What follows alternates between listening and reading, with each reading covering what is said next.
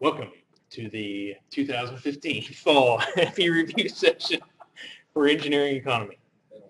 I'm your host, Andrew Nichols. Everybody get a hand up.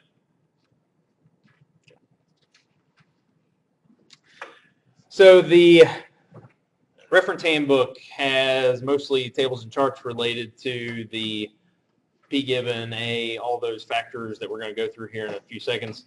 And that's probably the majority of the questions that you will be asked related to the FE review. And they should be almost the easiest questions that you have on the FE because these calculations are so easy. So you're going to get 4 to 6 questions on these 4 topics. Some of them I'm going to go into more detail. So the discounted cash flow. So I'm sure you all painfully remember the cash flow diagrams where you have an initial cost or something, and then you have something happening a few years later. And if you have your timeline, and it always starts at year 0. So if it's something that's happening right now, that's a P. If it's something that's happening later, it's an F. If you have, starting at year 1 through whatever year N is, if you have an equal uniform payment that's happening every year, this is called an A, or an annualized payment. So that covers the F, the P, the A. The G is a gradient. So if you happen to have a payment that is increasing at a gradient, this would be a G, not a 6. G.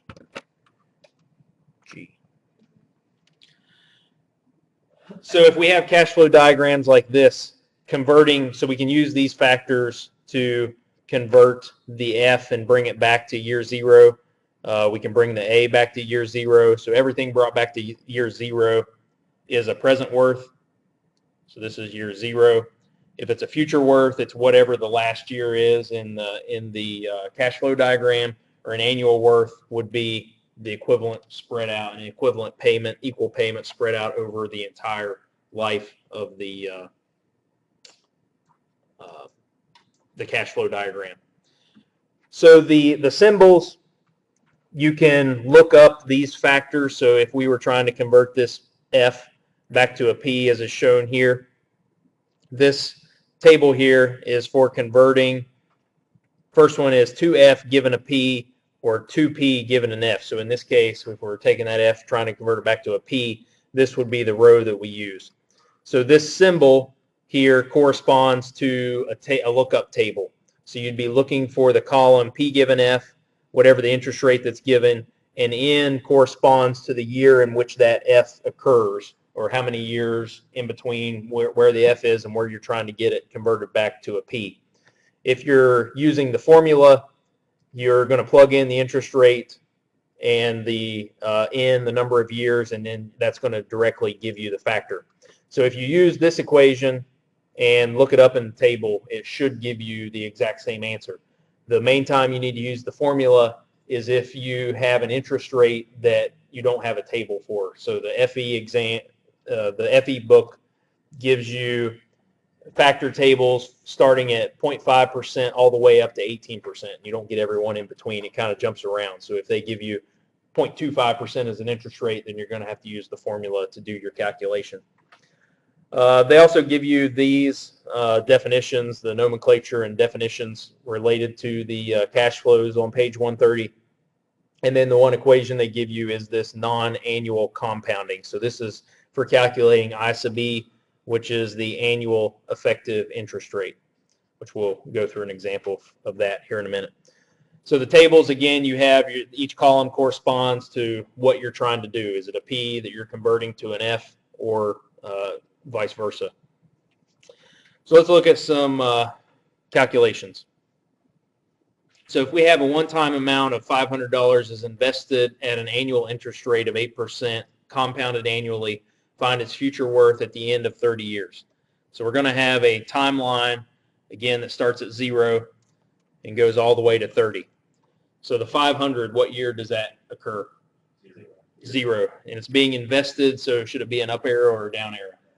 So since you're getting rid of it, it's kind of leaving your pocket, you're getting rid of it.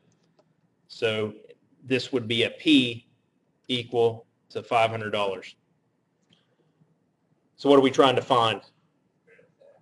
F in what year? So is it going to be an up or a down?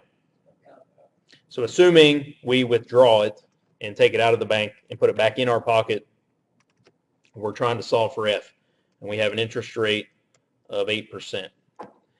So we're trying to solve for F, and we need to multiply times what P is. And if we're going to use the lookup table, we're going to be finding F given P, so that's F slash P at 8%, and N is equal to 30.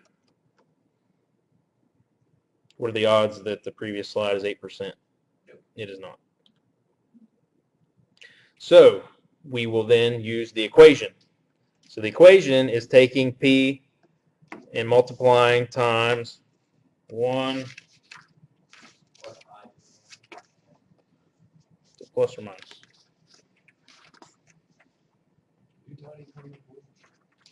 2012 was the last time, but I taught it from my first semester here for every semester until 2012. 1 plus I to the n.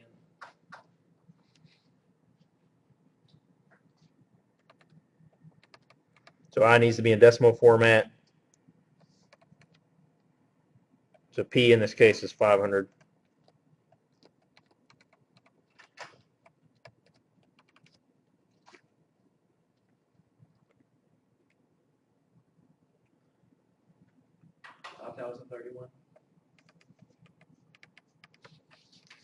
So in 30 years at 8%, that will be worth 5,031.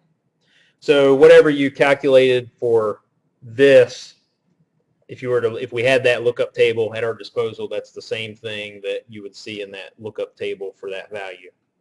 So if you have a lookup table, that's definitely the way to go as opposed to typing in the equation because they get much more complex. So if you need to have $800 in savings at the end of 4 years and your savings account yields 5% annual interest, how much do you need to deposit today? So we have going from 0 to 4. So what do we know? We know F. So we need to be able to take out an F equal to 800. And so we're looking for what? In what year? So what does P equal? So we know we will now, since we don't have a lookup table, 1 plus I to the negative n.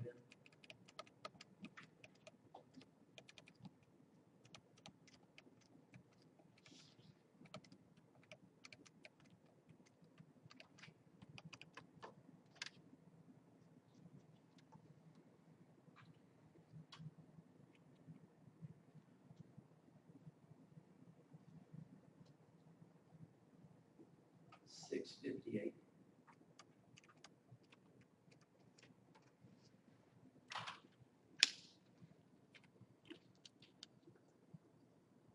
I don't know, 5%, you can't hardly find that type of rate these days. I mean, just to give up the 6, and maybe if you had a huge amount. Maybe we weren't college students, you know? Yeah. Yeah, 658 right now, I can't give it up for 4 years just to gain $142. All right, so this one, the company borrows $100,000 today at 12% nominal annual interest compounded monthly. Find the monthly payment of a 5-year loan. What's our total number of periods? 60. Very good. So since the interest is being, so the number of periods does not always have to be years. It's just the number of compounding periods. And since we're compounding monthly, we're going to go from 0 to 60. So the company's borrowing $100,000 today. So our P is going to be $100,000. And then we're making payments. And so annualized payments always start in year 1, not in year 0. So it's going to start in year 1.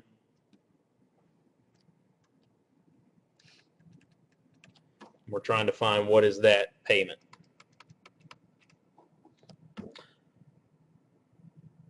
What's our interest rate? 12%.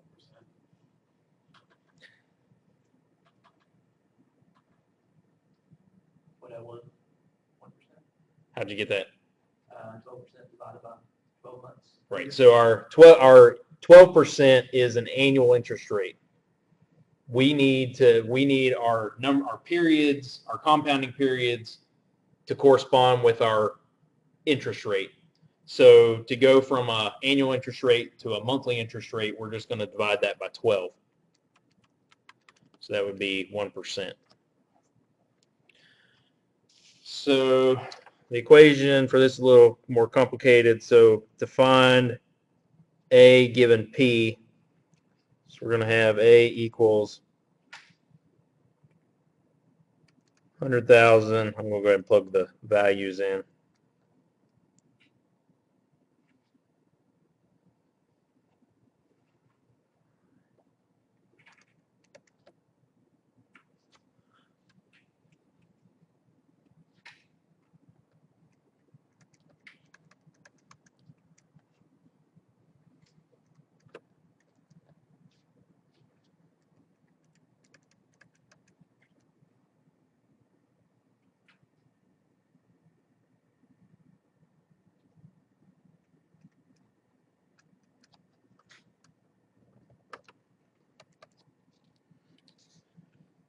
Actually, we have a 1% table, don't we?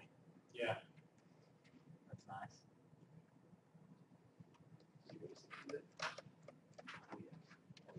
What's the values?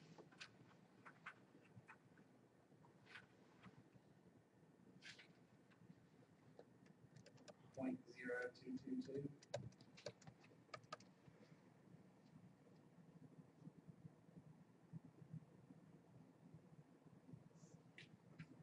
So was that 200 or 2,000? No.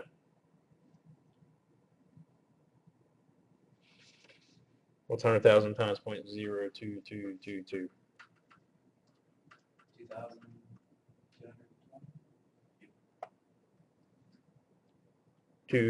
2,220. Just sounds high for some reason.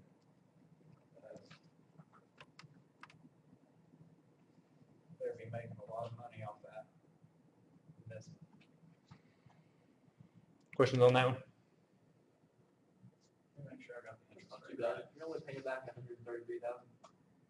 What's that? You're paying back 133,000. Oh, interest? Well, not No, it's just total. 33,000. So 33,000 interest. Questions on that one? Present worth. A new sander, so this is a little more complicated, more arrows. So they are, I mean, obviously I guess they could give you a word problem and give you multiple choice that has different cash flow diagrams, so they could test your ability to draw the cash flow diagram.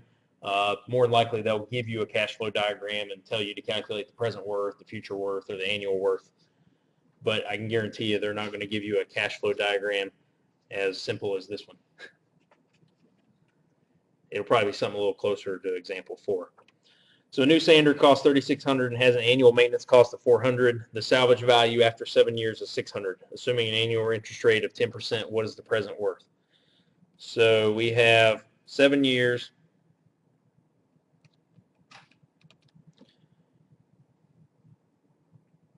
So the 3,600, where does that go? Up or down? Down. That's an expense. Down because you're buying it. Where does the 400 go? Down every year. So starting in year 1, you have an A equal to 400, and the 600 It's going to be up if you sell it. in what year? So, So we want to figure out what is the present worth. So we're going to have to convert all of these to year 0. And we want to make sure we keep the signs consistent. So if it's a down, it's going to be a negative. So the 3,600, what do we have to do to that? Nothing.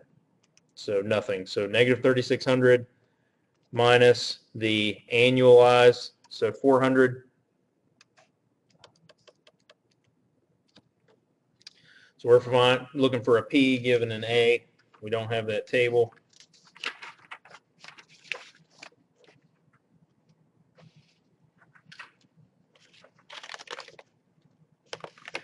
We're going to have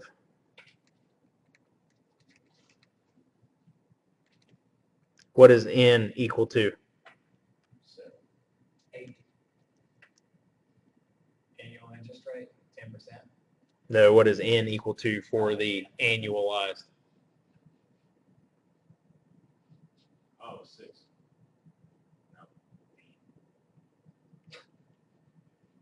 This is a G-rated recording. You got a microphone right there. And then we're not using that microphone. Are It, we? it picks it up. Really? I don't know how loud it is. Your breath. You'll cut that. So for an A, it is the total number of payments. So how many payments are there in this A?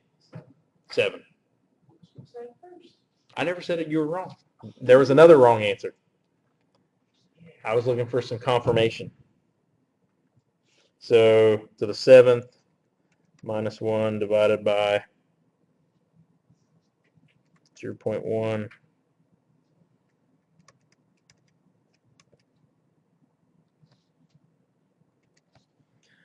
And then plus 600. So this is going to be finding a P given F, which is 1 plus 0.1 to the negative 7.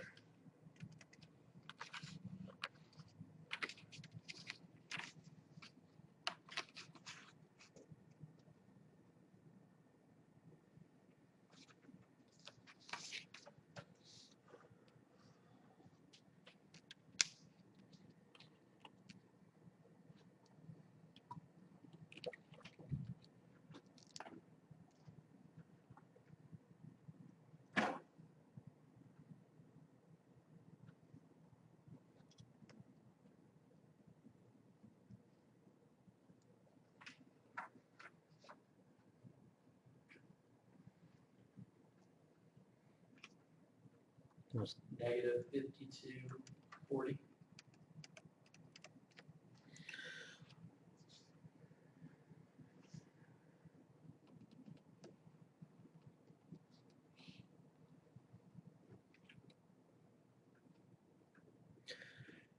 When in a few slides, I'm going to talk about benefit cost ratio, but I don't have a specific problem to go over.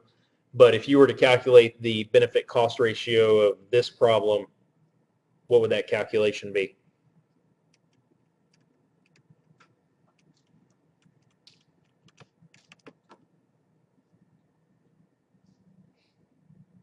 Would be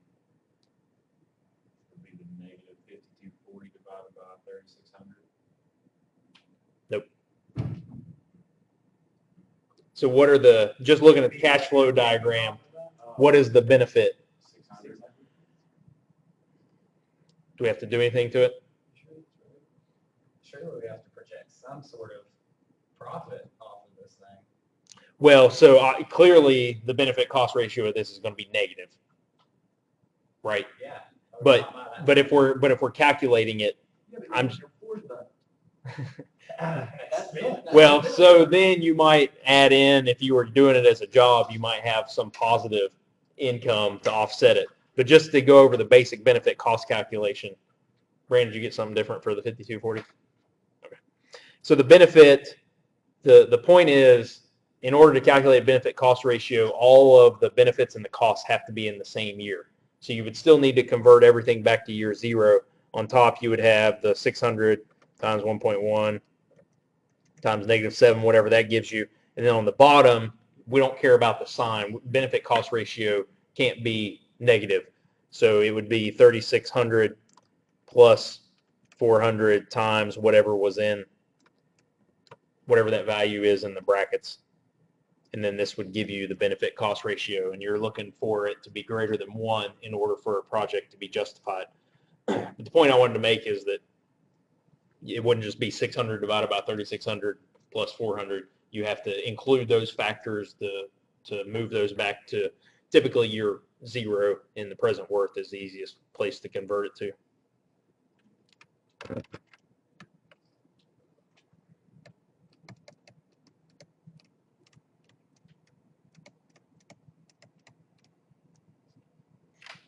For those at home, indicating that's a different problem.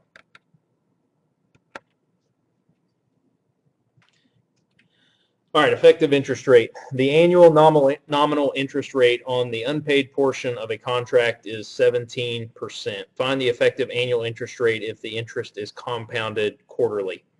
So with the variables we have here are R and M. So if you look back to the variable list of variables, R is the nominal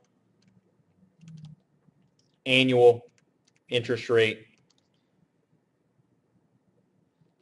M is the number of compounding periods.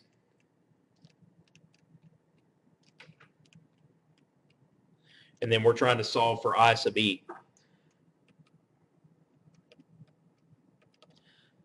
So in this case, our nominal interest rate, 0.17. What's our number of compounding periods? So since it's quarterly, it'd be 4.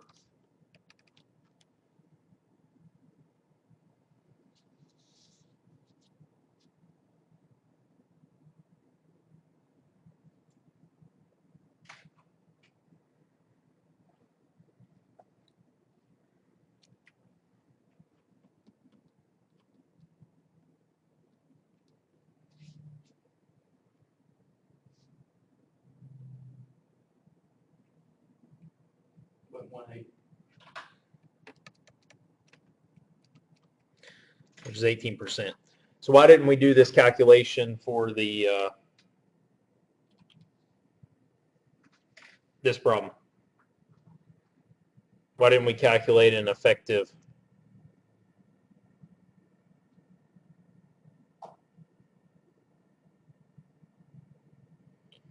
I sub E is still an annual effective interest rate. And we need the interest rate to correspond to the compounding period. So what we used in this calculation was actually just this portion. So R, so we took the nominal divided by the compounding periods. This R divided by M is what you would use in a problem if you're given the nominal interest rate and you have either quarterly compounding. So we wouldn't use this effective annual interest, this effective rate in one of those calculations. They're going to, if they want you to use this, they will ask you to calculate the effective annual interest rate. But if they're not asking for that and they're giving you an annual with a different compounding period, you just use the R divided by the M.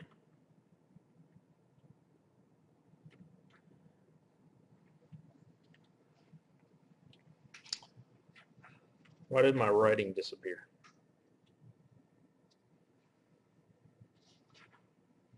That's weird.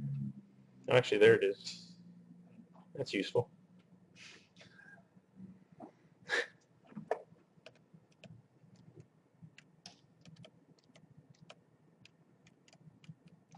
For those of you at home, go back to the previous slide and read the red. There it is. It's really weird.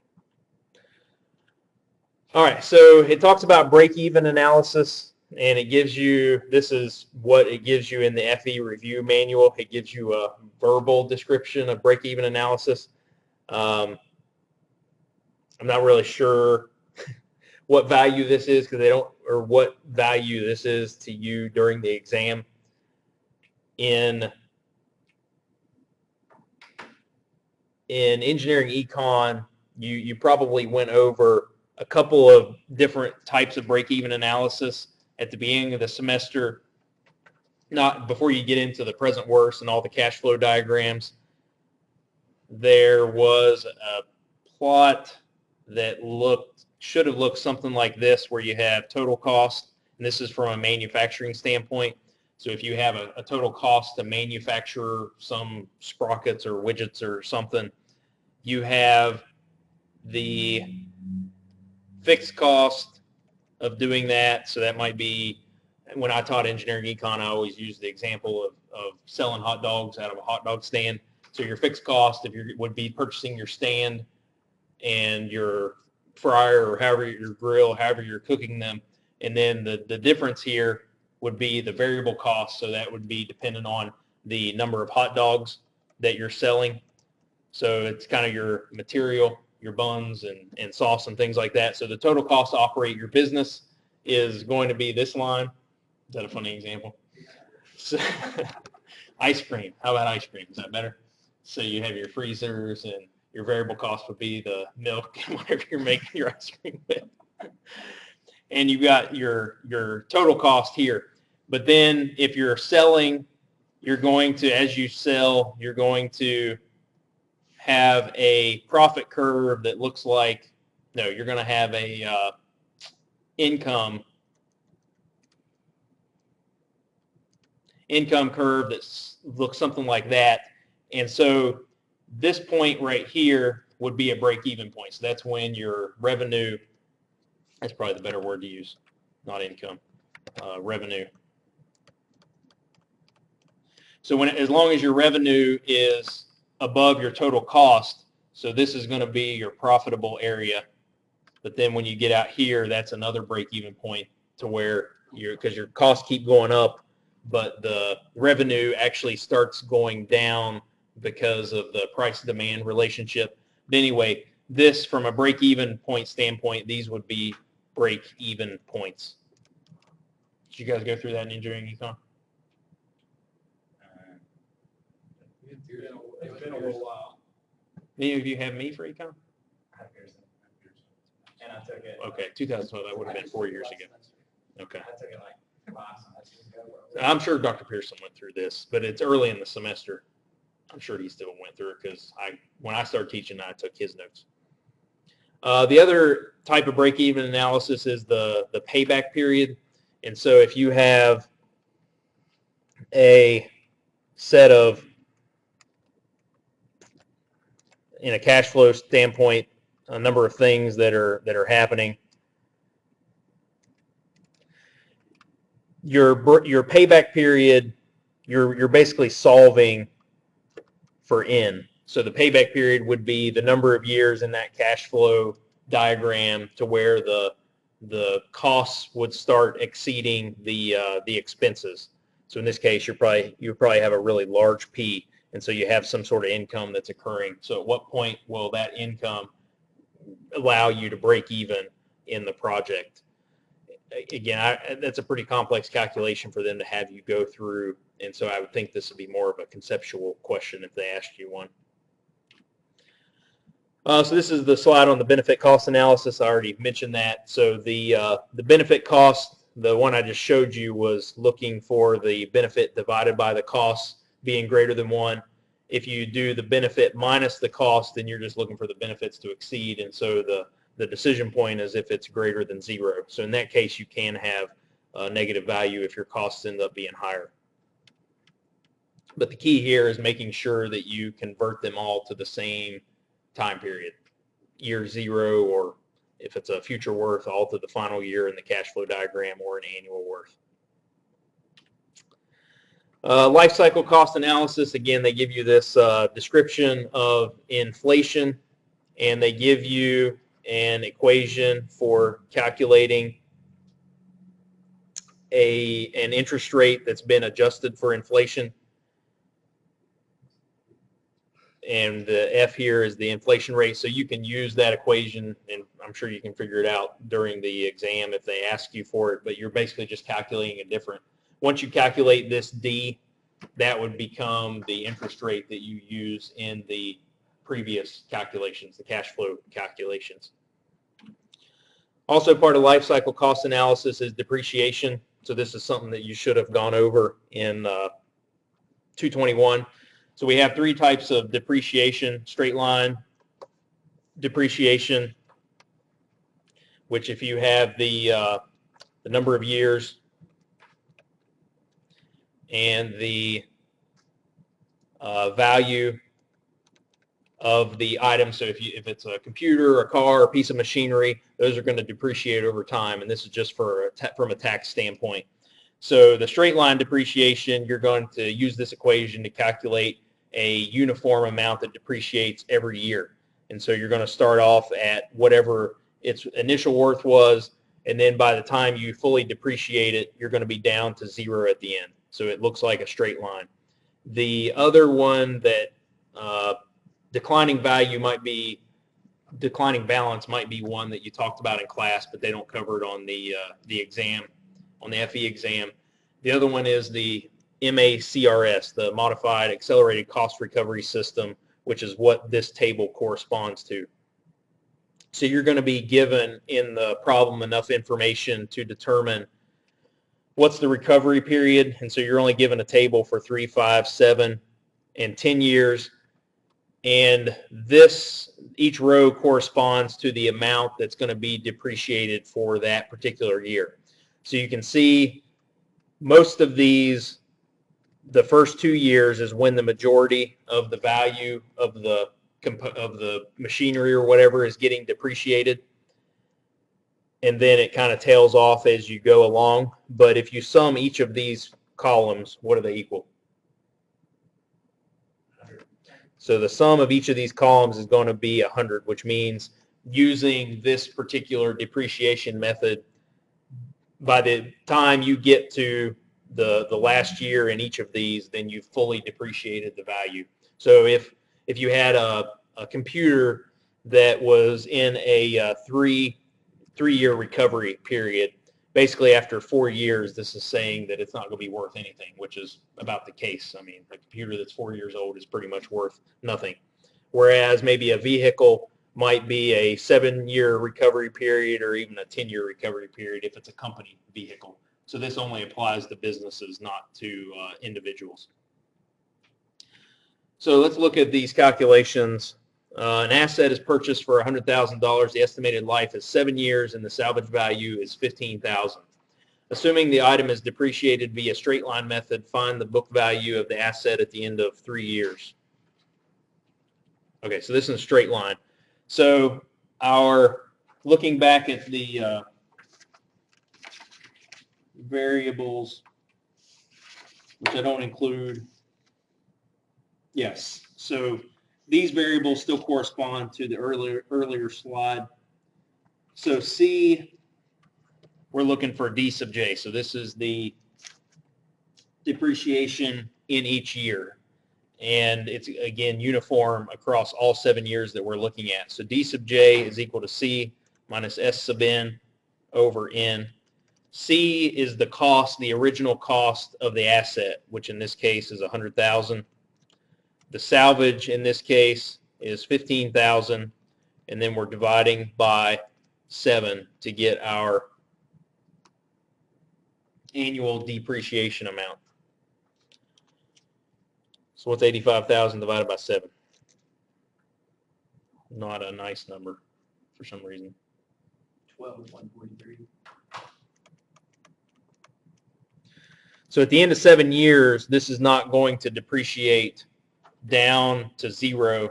It's going to depreciate to 15,000. So it's not going to take it all the way to 0. So we're going to go from a value of 100,000 down to a value of 15,000. We're specifically asked to find what is the value after 3 years. So the value, the book value, B sub V in year 3 is going to be equal to our initial cost minus 3 years worth of depreciation. So since this is a straight line, we can just take 3 times the 12,143, and that will give us the book value at the end of year 3. 63,571.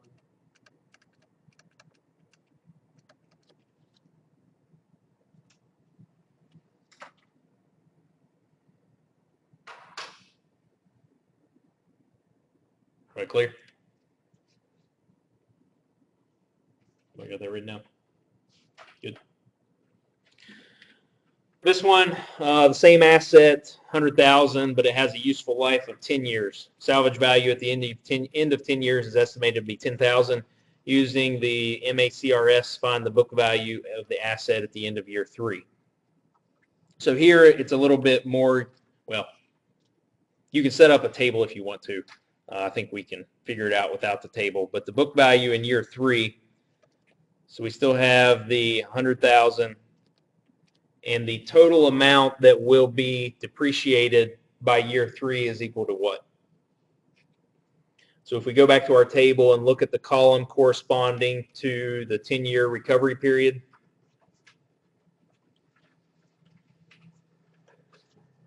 so we're looking over here, 10-year. So in year 3, we will have depreciated 42.4%.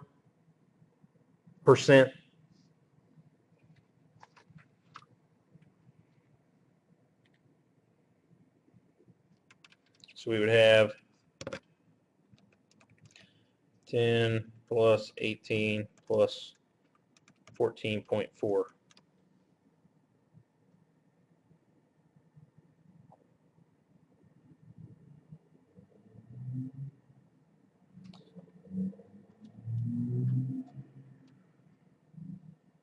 That's how much it's depreciated. Yeah, so that's our total depreciation. So technically, let me add should be 100,000 minus that. Are there supposed to be a decimal? Because it's like a, You're gonna have 4,057,600.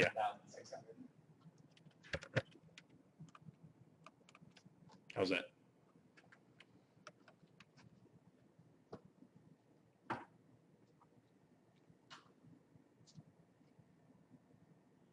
$57,600.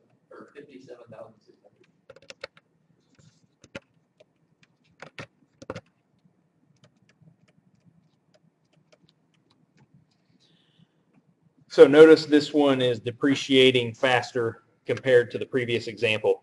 The other thing, so this 10,000 is unnecessary information because again, the MACRS, if you sum up each of those columns, by the time you get to the end of the recovery period, it's fully depreciated. So the MACRS method neglects any salvage value. So they could throw that in there to kind of throw you off. So any questions on that one? So at that point, the salvage value is like what you're scrapping the car for. That was once $100,000. Well, so this is the confusing part with the depreciation stuff. It is only for tax purposes, and I always use the example of a car. Just because on your taxes, so if a company owned a car of some sort and they wanted to get rid of it, well, if the book value of it is $5,000, but they can get somebody to pay $10,000 for it, the market value, what they can sell it for on the street, doesn't necessarily have any correlation whatsoever, and probably won't have a correlation to what the IRS needs to see in terms of a book value.